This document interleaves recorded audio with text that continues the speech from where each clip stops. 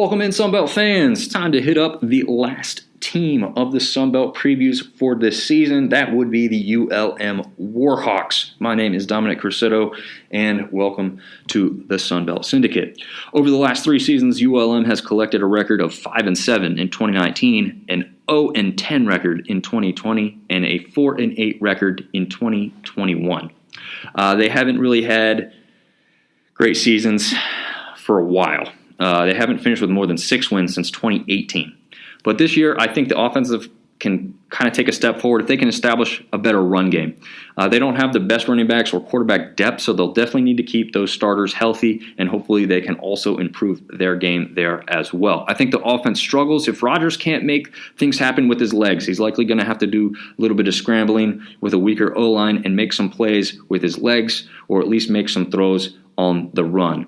If he has to do that too much, then I think they could struggle there offensively this season. Defensively, I think they can thrive if that D-line can cause enough pressure to allow those linebackers to do more of what they need to do, which is play off the ball and not be stopped up by the O-line getting through that first initial rush of their defensive pressure. I think the defense struggles in the pass if the pass coverage doesn't improve. They've got lots of youth and inexperience here, and they haven't been great defensively for a number of years. So if they can't improve that pass coverage, it could be in for a long season with some of these Sunbelt offenses. Special teams-wise, I expect this unit to improve at least slightly. They were 120th last year, which is pretty bad overall. So you can't get much worse yet again. And we'll see how it finishes up for them.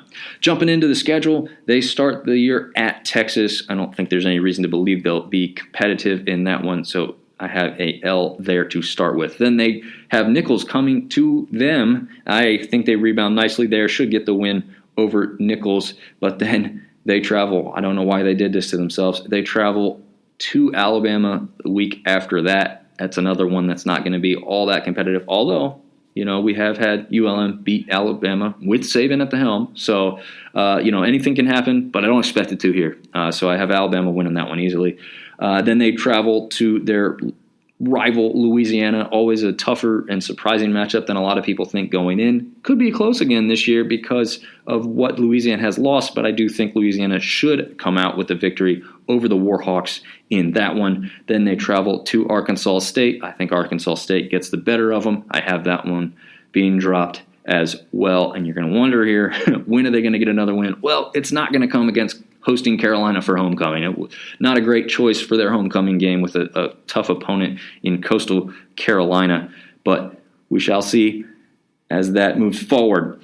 They travel on the road twice after that, first at South Alabama and then following that up with a trip to Army. I think both of those teams are better than ULM at this point, and I have them dropping both of those as well. So that total skid of losses would be a total of 6 in a row, which would not be good for the Warhawks or their fan base. But I do have them winning after their bye week against Texas State. They come in, and again, it's kind of more of a toss-up game.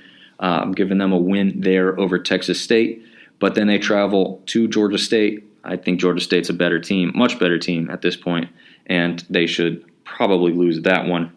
Followed up with a trip to Troy. Don't see them beating Troy either. I have them losing another game there.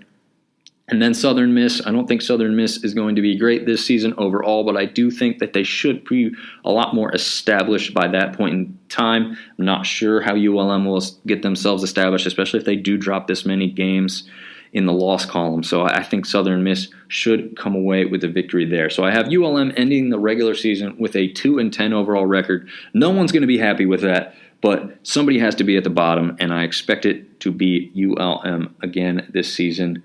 And I know that's disappointing for them, but hey, if I'm wrong, then all the better for the ULM Warhawk fans.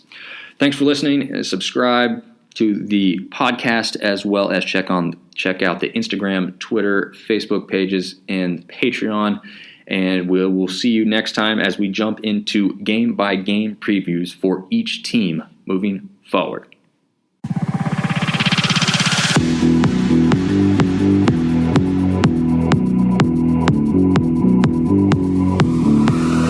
Sunbelt Syndicate.